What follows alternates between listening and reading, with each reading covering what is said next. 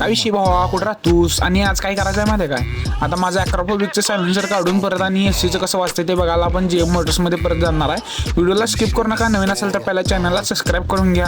मी चांगले व्हिडिओ बनवायचा प्रयत्न करालो. ओके भावांनो, तर आता आपण GM मोटर्समध्ये जाऊन माझं जुनं ॲक्रोफोबिकचं सायलेन्सर काढून तिथे एस सीचं लावून आवाज ऐकणार आहे. आणि जर फोनचा आवाज कमी येत असेल तर भावानं प्लीज हेडफोन घालू नाही का, आवाज कसा येतोय.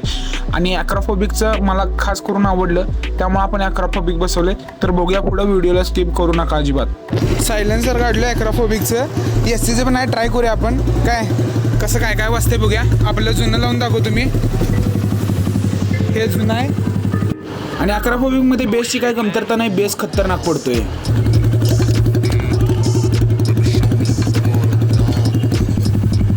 हे एस सीचं लावलं आता.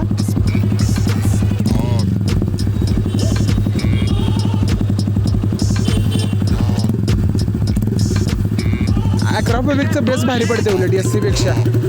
आणि बिना एक्झॉस्टचं, बिना सायलेन्सरचं असं पळवून बघा इंजिनची कशी वाढ लागते ते बघा एक दिवस. अशा तऱ्हेने व्हिडिओ समाप्त केल्या.